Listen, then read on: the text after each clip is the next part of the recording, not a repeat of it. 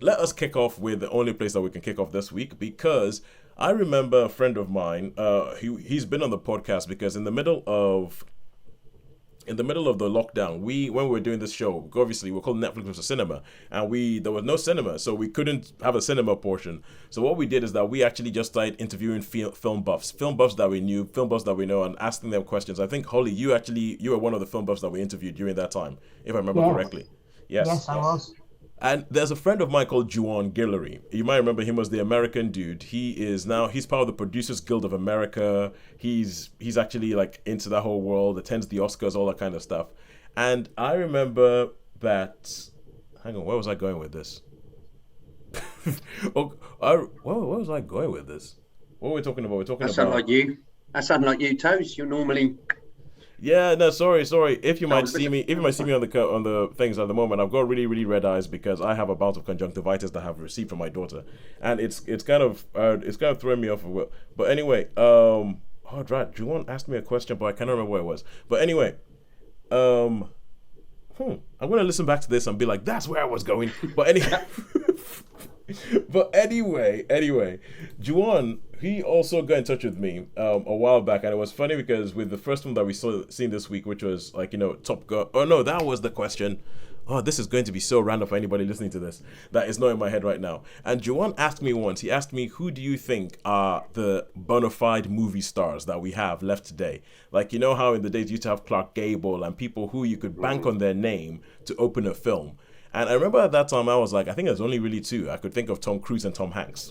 And this is evidence. Like, Tom Cruise is the big star this week. Here's the thing, because all you really need, everything with this film has Tom Cruise, and then the title of the film is like Tom Cruise, Top Gun Maverick. Even the way the film starts, it has his name on quite early on, that it has the name of the film and then it has everybody else, because for better or worse, for whatever people say about him, Tom Cruise is one of the last bona fide movie stars who you can just put in a film and be like, yeah, his face will sell this film. So that's why we are left with Top Gun Maverick. And okay, Holly has a quizzical look on her face because she's beginning to think, who else's face could sell a film? Yeah. Yeah, and think about it. Let's have this. You can have this as a quiz running throughout the whole show. Which other movie star's face could sell a film besides Tom Cruise? Meryl Streep. Now you see Meryl Streep. I think her face could sell a film to a certain crowd. Yeah. Like I was a bit like that. See, I was going to say Brad Pitt, but again, I think you're right. That would be a certain crowd. Yeah. Yes, I think there's some that are not anymore as well. So how do you mean? Well, Brad Pitt probably would have done 15 years ago. At one point, yeah. At one point. So but it's not anymore. But the thing is, but I think Meryl Streep is a mark of quality. You know, you will get but I'm not so sure you get loads of bums on seats. You have a lot of people who'll be like, oh yeah, that would be good. Oh yeah, that's going to be a good film. But not that many people might watch it until it comes on the TV. But anyway, so we've ended up with Top Gun Maverick, which is the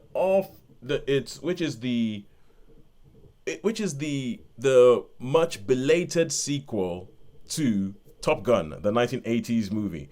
And this film, it kicks off with Captain Pete Mitchell, because they make a big deal about the fact that he's still a captain even after all these years. He's a captain. But all the other people who he went to Top Gun with are now like admirals and everything like that. But he's still a captain. Why? Because he believes he's supposed to be in the air. And there's this there's a whole thing about him becoming a relic, and they're talking about him being a relic and how the army, or the Navy rather, because he is in the Navy, how the Navy is no longer going to need people like him. They're not going to need pilots because they can use drones. And what value do you even bring anymore? There has this whole bit where you have Ed Harris shows up at the beginning of the film to essentially do an Ed Harris speech, if you get what I mean. Ed Harris shows up, gives an Ed Harris speech, and then disappears for the rest of the film. And essentially goes, you're a relic, we don't need you anymore, all that. But it turns out that he has been called back to Top Gun, the school that he went to in the 80s. He's been called back to Top Gun because there's a mission that needs to be gone to bomb an enemy target. And Val Kilmer, who played Iceman in the first one, the Iceman character who's now an admiral, has said this guy is the only one he's the one that we need to get it. And there's this running thing that comes throughout the whole film where you realize that throughout his career, true to his name, Maverick has made a habit of annoying or pissing off, as they say in the films, like, higher up higher up Navy people, and he's almost gotten kicked out quite a few times. But Iceman keeps stepping in and saving him and putting him in different places and putting him in different places. And so this is how you end up with him back at the school with a whole bunch of new recruits who are very much like the recruits that Tom Cruise and like Maverick and Goose and everything everybody were like in the 80s. They're very much like them. But this time round, you have Tom Cruise in a teacher role. Like Maverick is a teacher role, trying to teach them to do this insane mission. And they take great pains in the film to explain how insane this mission is and why it is so insane and all that. So that is a setup for the film, and then you go through. But, now we get onto that. I feel like it's a Top Gun film. I feel like the plot might not be that important. I feel that it's all about what did you think about it. And Shaun, I believe you have seen this. Holly, you haven't seen it yet. Yes. So Shaun, what did you think? Do you really want to know what I thought about this? Okay. That is why we're here. That is why we're here, Shaun. Okay, this is going to be one of my crossing my legs on the cinema seats, going huffing and puffing, and I thought it was the most patronising. It was so patronising. Cruise, those little looks to the side, those looks was just not convincing. It was. I was almost gnashing my teeth with like, you know what I mean? He's trying to act. He cannot act. The man cannot act. He's absolutely awful, right? He looks to the side. There's supposed to be an emotional scene. You're like, Tom, you're acting, man. I can see that's acting. I do not believe that. And then it's got the smolchy team building exercises with like a bit of slow-mo in there. It goes all the way back to, almost identical shots from the 19. I mean, I've got to be honest, I was never really sort of invested in the original Top Gun. It's almost like there's shots for shots in there. And it's like, and the schmaltzy bits, oh, don't leave me, oh no again, don't hurt me. You know what I mean? All this sort of stuff. And you've even got the characters that are the same. The guy, I forget the guy's name, who's supposed to be Maverick, isn't it? You know what I mean? One of these. Oh yeah. The guy, he's like the big grin, Hangman, big cheesy grin, all that. Hangman, yeah. Hangman, yeah. And you've got Hangman, and then Hangman played by Glenn Powell. You got the lady pilot that I don't know if they had a lady pilot in the original. They did not have a lady pilot in the original. No, so that's a lady pilot, which just like that's one of the nods to. That's one of the nods to look progression. Yeah, look. Yeah. We have a lady pilot. Yeah. They did have a black pilot in the original one as well. So. Yeah. And I was just like, even the pictures, you could like. You know what I mean? And the picture of Val Kilmer, you know what I mean? With the Admiral picture, the Admiral picture. That was like, come on, man, you got to be kidding me, right? And I mean, to be fair, the action scenes were really good, and I don't think there was any CGI in this. I mean, the action scenes were pretty cool. A bit. See, this goes down for me in the. Not quite as bad, but this goes into the Fast and Furious camp with some of the things that happened. Yeah, I mean, all the stuff in the air was genuine, which was pretty cool. But oh, come on, you know what I mean? How old is he? They wouldn't even be allowed in a plane at that age in the Navy Air Force. You know, I mean, they just wouldn't. It wouldn't. And then it reminds me. The bit reminds me of one of the Star Trek films where. There's like some outdated spaceship that's 1,000 years older than you know where I'm coming from. I know where you're coming from. Come out of here, It's everyone else apart from Tom Cruise, a useless pilot. Do you know what I mean? It's like so, and that looks like Tosin. Those looks really annoyed me. There's a few that are supposed to be emotional looks, emotional glances, and he looks to the side. You're not feeling sad at all. You're nearly laughing. So that's... Okay. So every now. Sorry for the tirade, but no. Every now and then, Shaun has this irrational, dislike of a much loved actor. Such like I think you have it with Stanley Tucci. You just don't like him. You don't like what he does. You just don't like Stanley Tucci. I think Tom Cruise falls into that thing. And my brother I think we had this conversation. If he's got a good director. Yes. Tom Cruise can make a good film. We've had this conversation before, but if he's just let go to do what he wants to do. If he's in charge, He's in charge. And like my brother has this thing against Tom Cruise because he's like he's always the hero. Whatever happens, no matter how I can't do that. it is like he's always the hero. It's like no matter how implausible it is, he is going to be the hero. He's going to be the one who doesn't die. And it's like my brother. That's why my brother loved Edge of Tomorrow, because he got to see Tom Cruise die a lot. And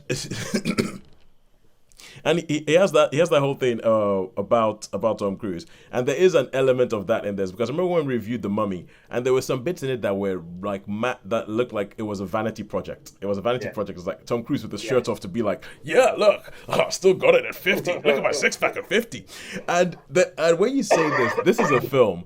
I'm not as annoyed by Tom Cruise's performance as you are. I actually thought it was quite good. I'll put that out there to begin with. I'm going to trust you're saying Top Gun, not The Mummy. Just. Oh yeah, Top Gun. Yeah, Top Gun. Yeah. Having mentioned The Mummy on Tuesday. Tosin, I went in expecting to. I thought I'm going to hate this film. This film, and I thought if I'm going to hate this film, it'll probably end up being okay, because that's generally the case. But it didn't deliver for me. Well, it is okay. So the thing with it is that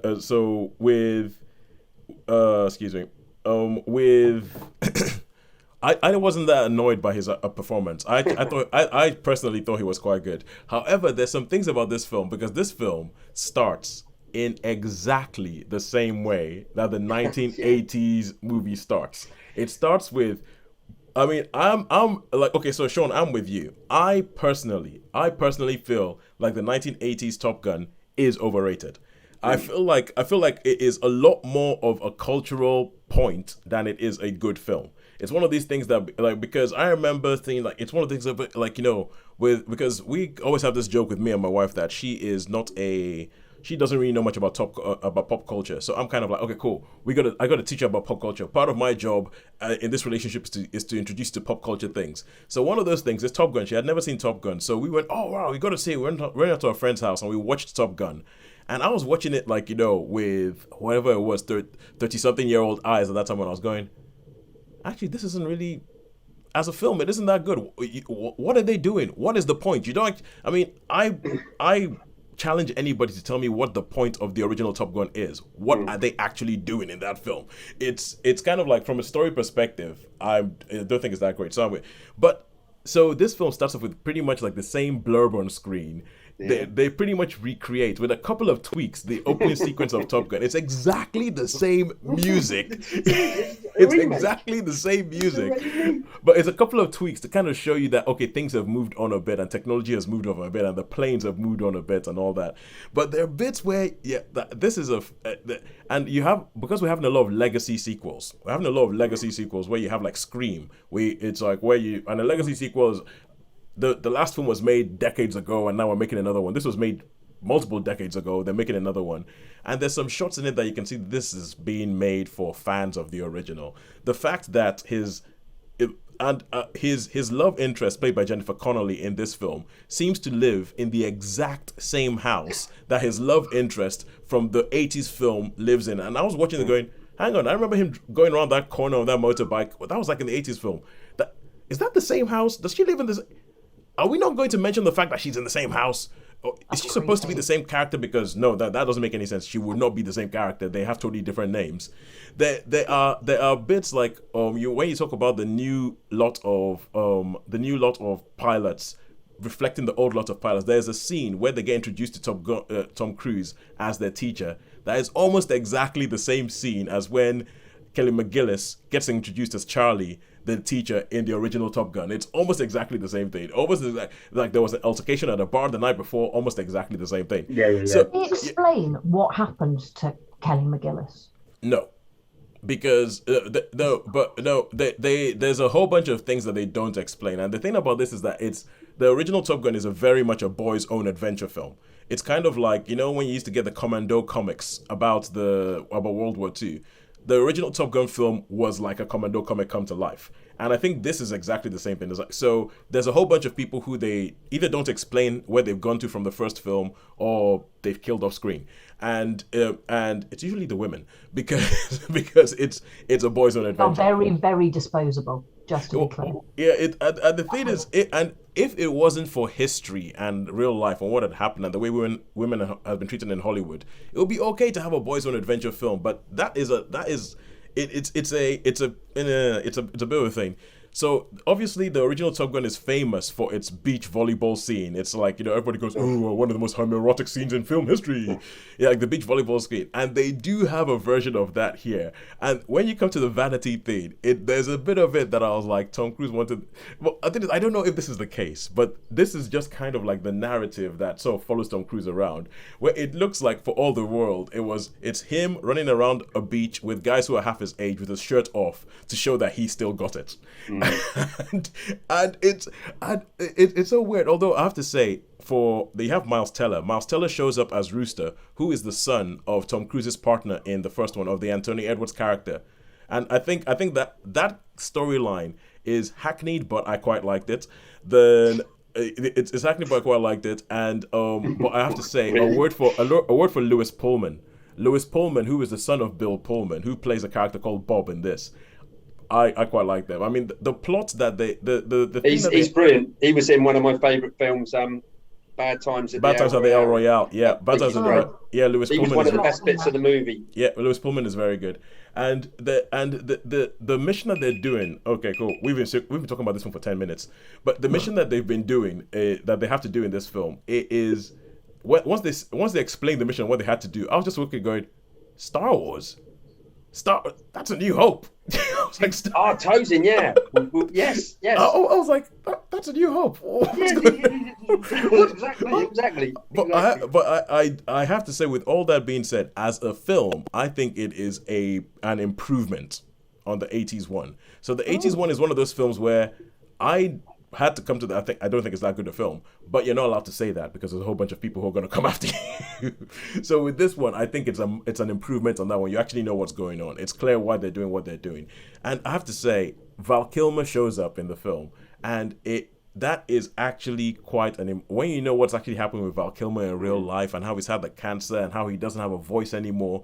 The scene with Val Kilmer, I actually found quite touching. I found the scene with Val Kilmer quite touching. I thought it was, because it might be the last time we see him on the cinema screen, and I thought that was quite good. I thought that was quite good. I mean, all in all, I would give this 3 out of 5. But as I started off talking about Juwan, my friend Juwan Guillory, and I'll tell you about how delayed this film is. I'm looking at my phone, and on the 16th of August, 2020. Bearing in mind, this guy is a member of the Producers Guild of America, and they get a chance to sort of like go to screenings and see things before they're ever released. And this was round about when this film was supposed to be released, 16th of July 2020, 21 months ago. He sent me a message saying, Top Gun Maverick is overrated if you're not seduced by American patriotism. Bear in mind that he's an American. It's like, if you're included to be seduced by rah, rah, rah, USA, you'll love the film. And that is true, because there's an underlying thing in there that I can't run away from. Because they only ever refer to the antagonist in this film as the enemy. They are nameless.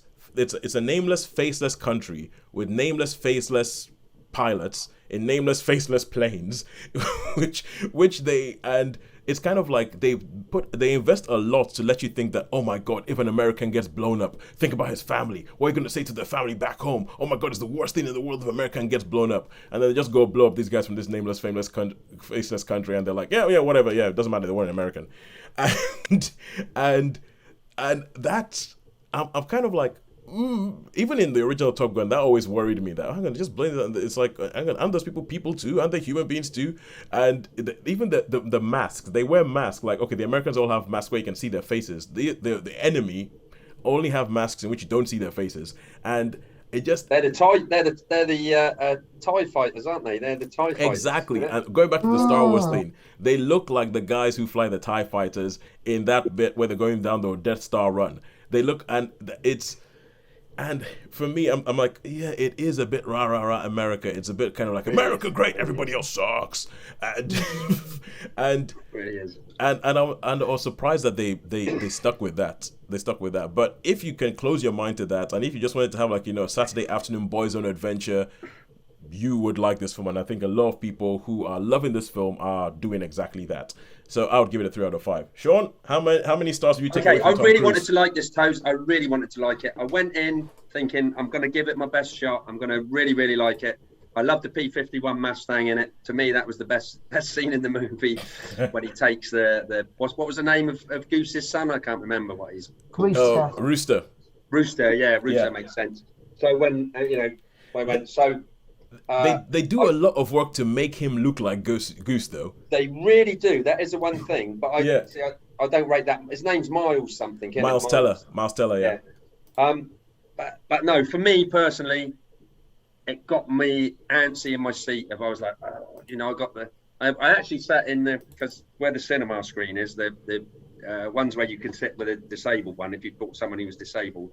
So you have more space, yeah. And I sat there and I was like, I'm glad I was, because I was like crossing my legs and going, no, please. That's a telltale sign when Shaun doesn't like a film. From the bottom of my heart, and I do apologise to people who invested in Top Gun, but I'm only going to give it a 2. I can't. I really didn't like it. Even for the action scenes. Yeah, but I do. Well, I think the direction of the action scenes is really good, because you always know what the hell's going on, which is not. Yeah. There are some scenes where you're thinking, oh my God, that would. I think they get across how crazy it would be to fly one of those planes, and how much you have to put into flying one of those planes. But as I said, that could be a little bit of a boys' own thing. All right, cool.